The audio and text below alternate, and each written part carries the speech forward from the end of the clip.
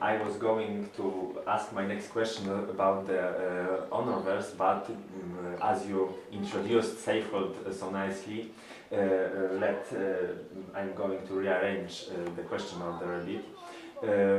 So, as you yourself said, you weren't able to tell the story in a brief manner. To continue on that, how many books, because Midst Toil and Reputation is coming out in September, and how many more books do you plan, hopefully, will it get you to tie up the current war with the Church of God Awaiting? And do you plan on doing a time skip to a next generation, for example, when you will present the next kind of the continuation of the story? I'm not going to tell you if I'm going to do it. Your famous no, not going to tell you that. One could always hope. Yes. It's a tough question. I am currently thinking in terms, the 6th book is coming out in September in the States. As a matter of fact, they're supposed to be emailing me the PDF to proofread the final pages while I'm still over here, which is going to be a lot of fun to work in around everything else.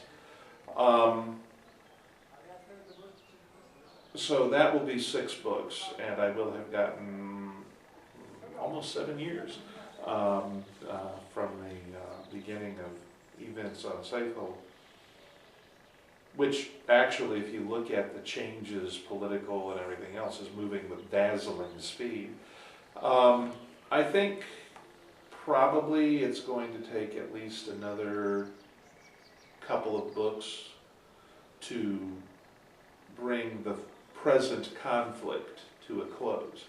But in some ways, that's going to be the easy part for Merlin and Caleb and Charlian and the others, because after they've done that, they're going to have to come out into the open about the fact that they really don't believe in the archangels at all. Right now, what they're dealing with is reforming the Church of God Awaiting. Once the fighting stops, they're going to have to tell the truth, and a lot of people are going to say, look, they really were servants of Shanwei the entire time. And so it's very possible, I'm not saying you will, but it's very possible that you may see a new and even worse war breaking out on the heels of this one. It's also possible you won't. It will depend on how a lot of things work as I get along. I do intend in this series to eventually get them back into space and hopefully tell you why the Gibaba are the way the Gibaba are, and deal with that threat as well. How long that's going to take, I can't promise or guarantee. That is the plan, though. Whether I will actually fight a war with the Gibaba all the way to the grim conclusion, or simply make it clear where and how and if final victory will be attained, is another question. And the fact that I am going to be 60 this year may have some bearing on how that all works out. I'm doing roughly a book a year in that series now. And so hopefully if it goes, say, 3 more books to deal with the present war, and 3 or 4 books to deal with the Next revelation of the truth, we could be looking at being finished up before I'm 70. So we'll have to see. Now, I did originally project that I would kill Honor Harrington off in book number 6. And it took me until at all costs to reach the point in the storyline that I planned on getting to. So that was book number 13, I think.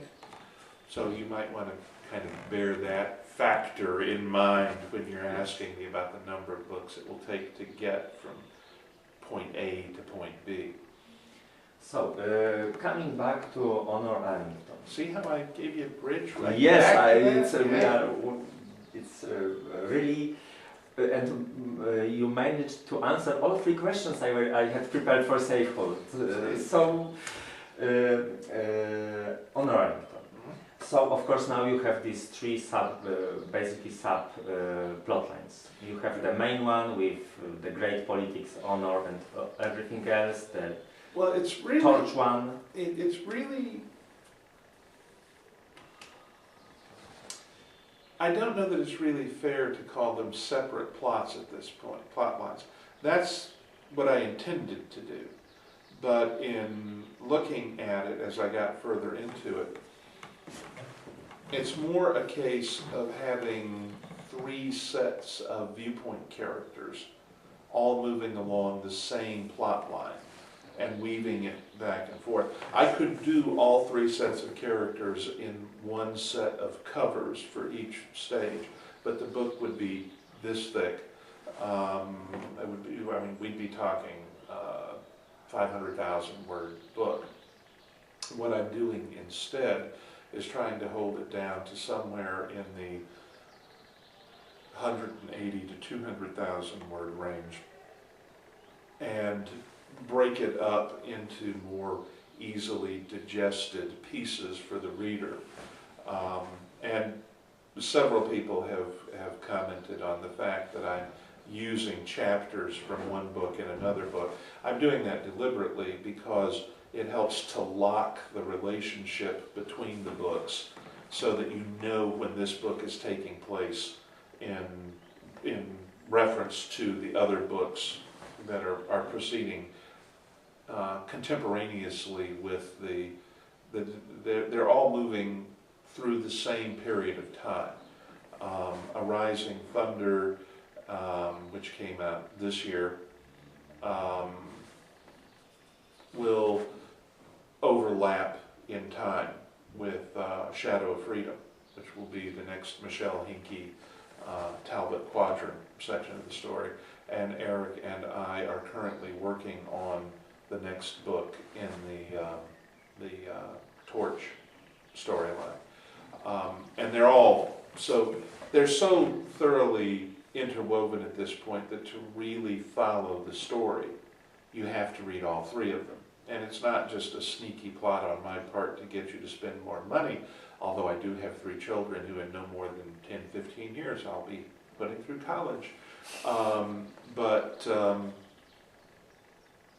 It helps me not produce books that are so thick that Sharon, my wife, refers to them as boat anchors, because you could tie a rope to them, drop them over the side, and they'd keep your boat from drifting. I think that from a writer's perspective, this approach is working very well. Okay? From a reader's perspective, I hope that it's working. But I do know that some people are continuing to regard, for example, the Shadow books as a secondary series they don't really need to read to keep track of what's happening with Honor. And I'm not sure that's true anymore.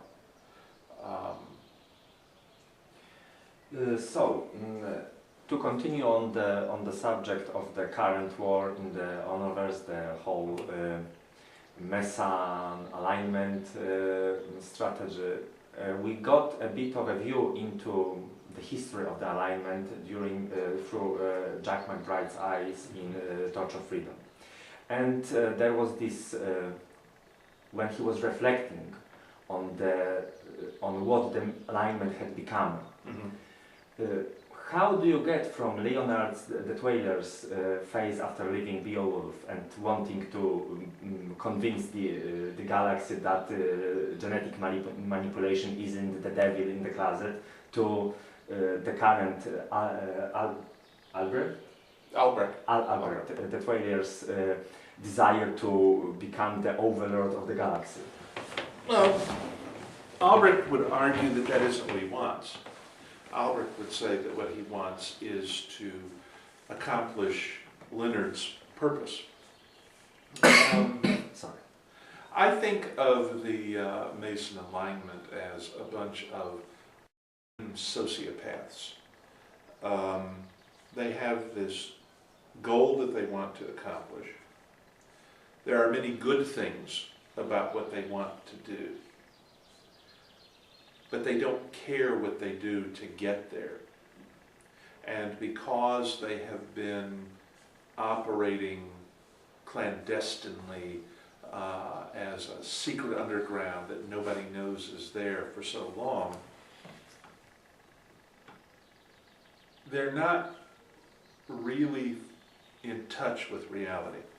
What McBride realizes, the most important thing that McBride realizes, is that if the Mason alignment had been willing to use a tiny percentage of the resources and talent that it's used on building secret alliances and planting agents everywhere and all the rest of it on a campaign of education, they might well have convinced at least a significant minority of the human race to agree with them. And instead, it's become more important to them in some ways to prove that they were right, to prove that they were right and they were smarter and faster and they alone saw the true path to the future, than it is to convince the rest of humanity to agree with them. The other side of it is that they have fallen prey to a very common human weakness in regarding themselves as inherently superior to everyone around them because of the importance of what they want to do.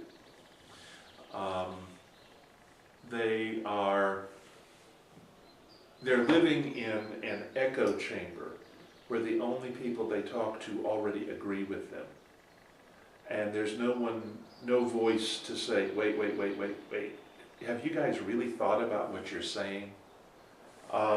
And they don't understand, for example, that the Beowulf Life Sciences Code prohibition against manipulating humans genetically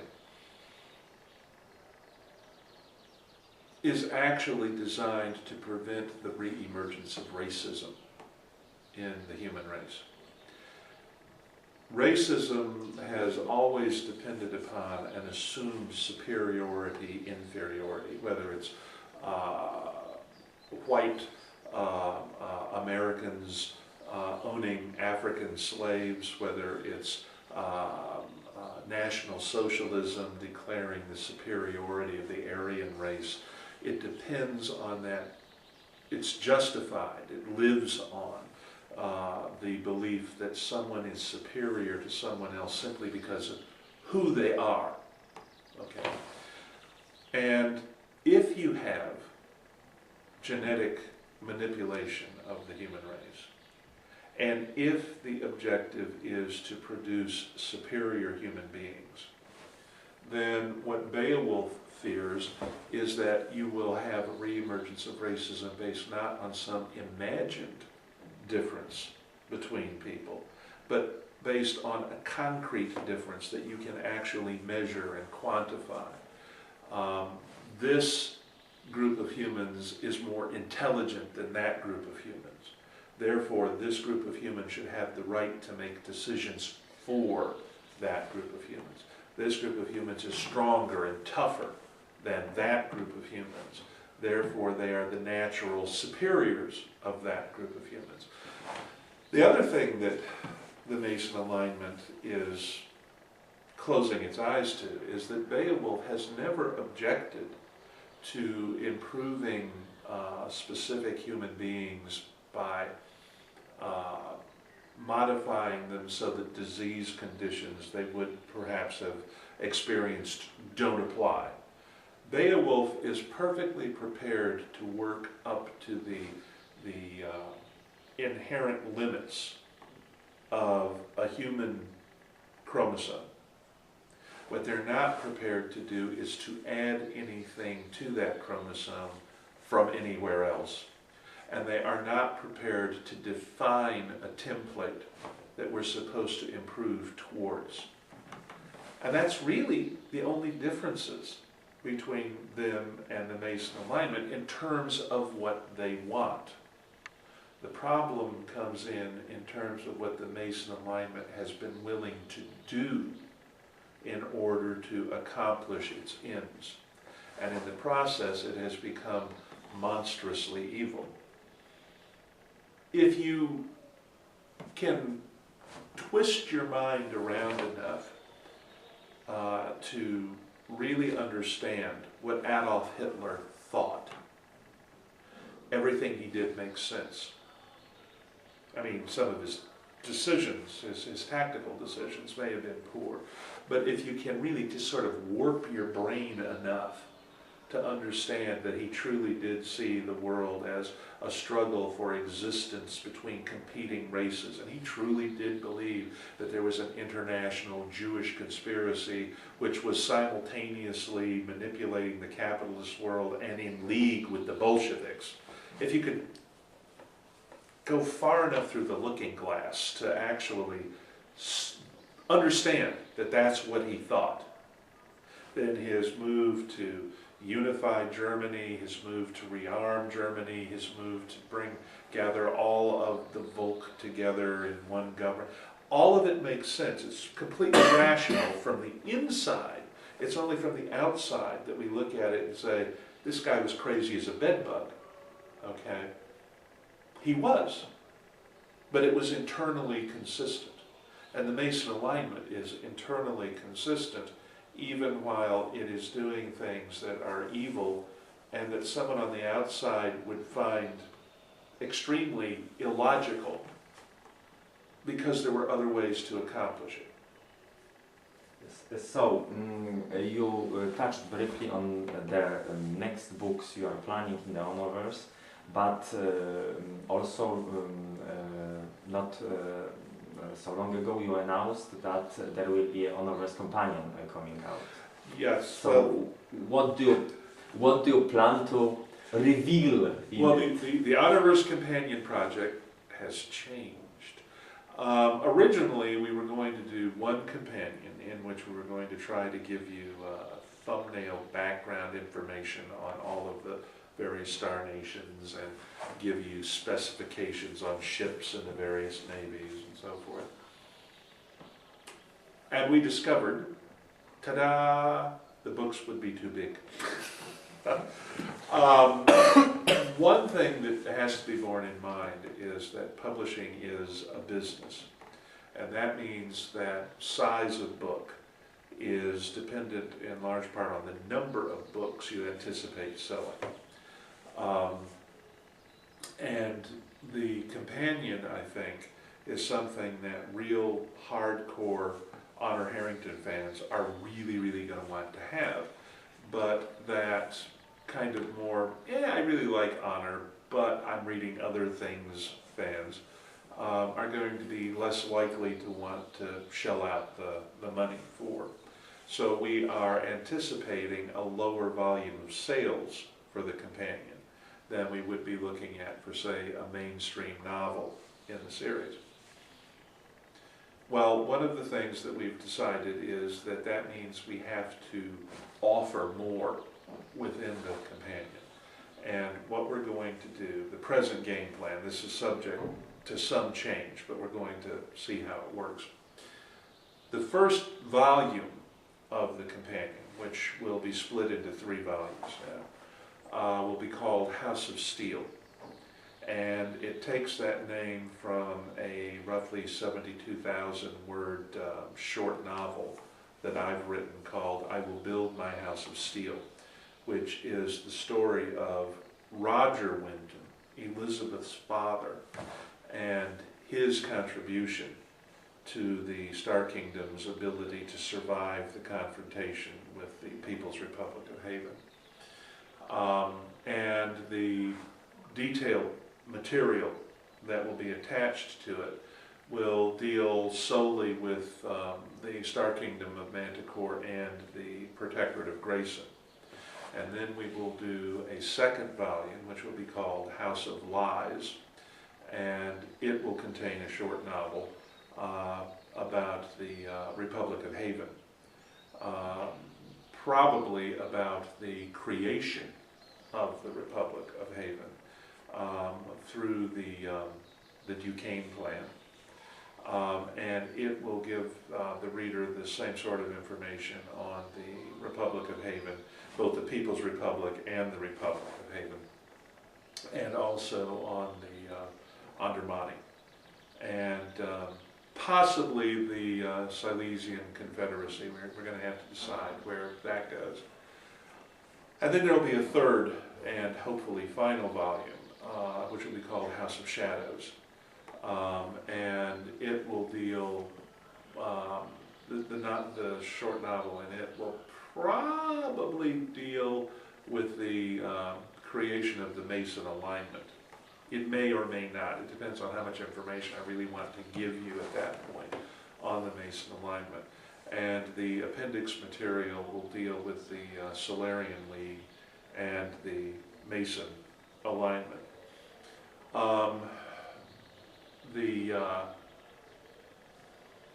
Where we put Silesia is up for grabs, and it might very well go into that third volume rather than the second.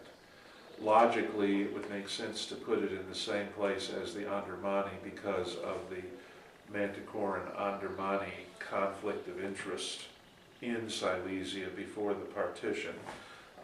But size-wise, it may make more sense to put it in with the Solarian League and the Mason alignment, especially if I decide that I don't want at that point to give you complete information on the alignment. The big risk with something like the companion is that once the companion has been issued, the writer's feet are nailed to the ground on the points that are covered.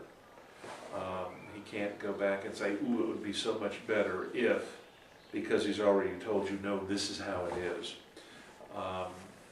That has to be borne in mind when deciding how much of the Mason alignment to talk about in the companion.